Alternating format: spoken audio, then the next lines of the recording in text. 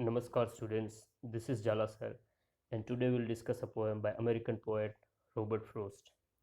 The poem is given in the CBSE textbook First Flight on page number 14. Before we start the poem, a couple of features of poetry in general. You can see on your screen the 2 points have been given. First is multiple interpretations and second is background helps but not essential. So I'll explain this. First, multiple interpretations. A poem may have multiple interpretations. It means it may have more than one meanings understood by the readers. So you may come across various explanations from different sources, from different teachers, from different resource books or internet. It doesn't always mean that only one of them is correct.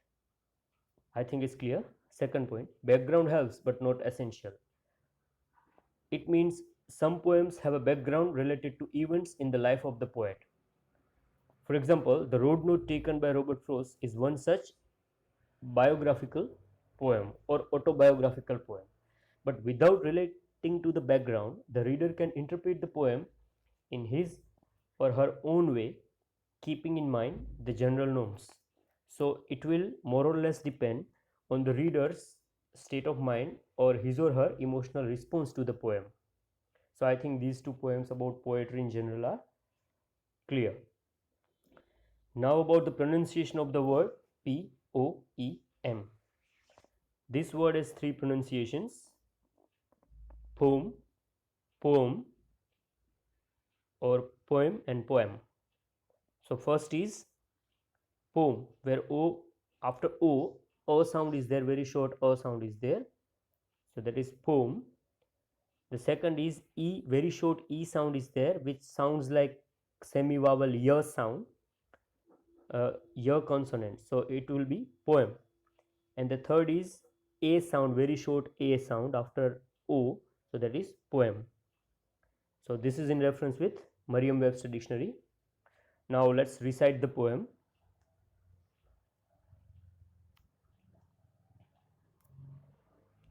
Dust of snow. The way a crow shook down on me the dust of snow from a hemlock tree has given my heart a change of mood and saved some part of a day I had rued. So as you have seen, this is very short poem.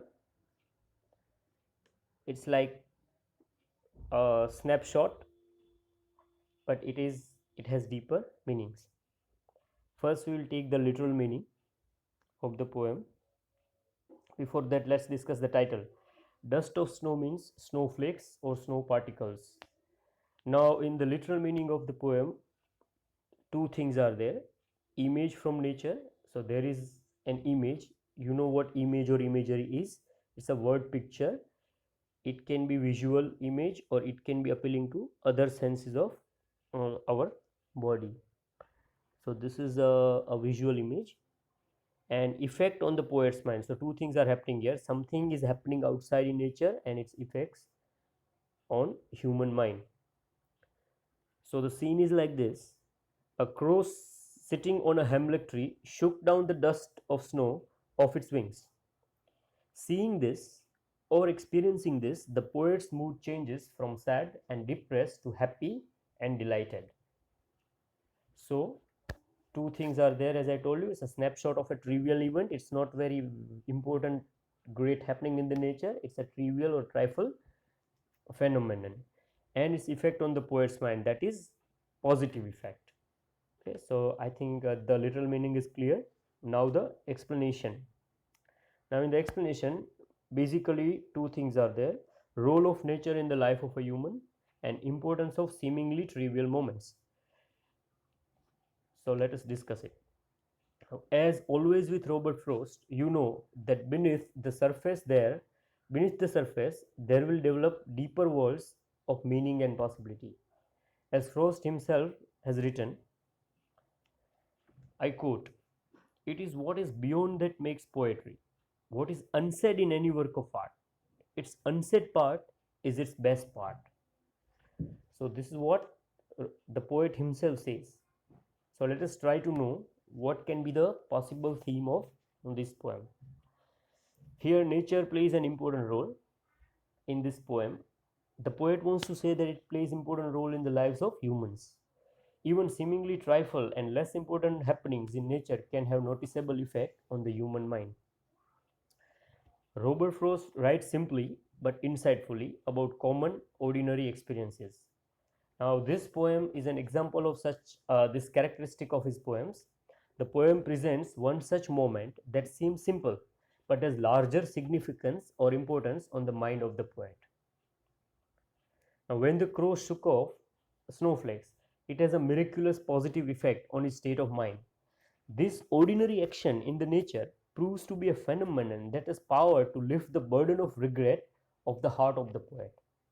So, as the crow gets rid of the snow, the poet becomes free from the feeling of guilt and feels light-hearted.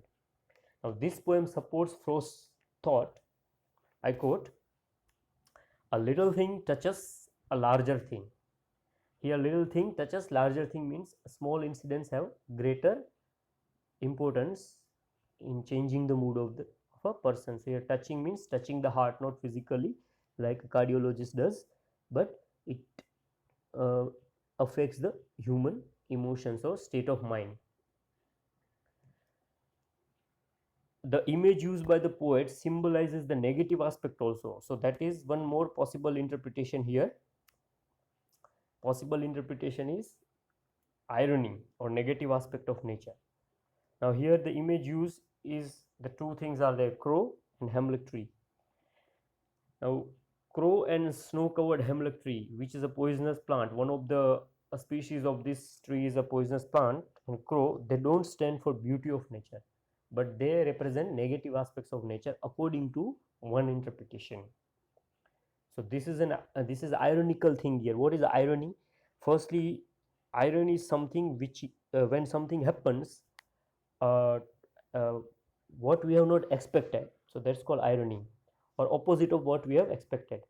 Now see, what we have expected is that negative things bring negative effects, but here what is happening, crow and hemlock tree, if we consider them as negative aspects of nature, then they must bring negative effects, but here they bring positive effect on the mind of the poet. His mood changes and he feels that this happening, this event uh, saved his day from being ruined. So this is ironical here. So this is one of the interpretations. Personally I feel because I see neither crow nor hemlock tree as a negative aspect of nature. Two reasons are there. First, the poet has mentioned only hemlock tree and not the species which is poisonous one. Though in your textbook in glossary section the meaning of hemlock tree is given that a poisonous tree, but if you search uh, on internet or different sources, you will find out that hemlock tree is a beautiful tree and it's used in it is used in gardens also.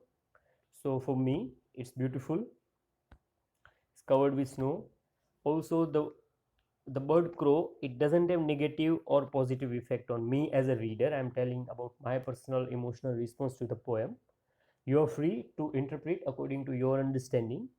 I'm explaining this negative side because in case it is asked in exam or if somebody is discussing, you can see from that angle also. Crow also culturally in India, it doesn't signify either positive or negative. When I was discussing this with my students last year, I asked them what comes in their mind when they think of crow. Then different answers came, some positive, some negative, some neutral. Some had cultural connotations, like some like Hindu children talked about, you know, pitru means ancestors. They talked about they are messengers of from the other world, but again it may have positive or negative interpretations. So this was just one side of it, but personally I believe that anything I find it beautiful. So I will end the explanation with the quote by John Keats: "The thing of beauty is a joy forever." I unquote. So anything which gives us pleasure, anything beautiful gives us pleasure and changes our mood from negative to positive.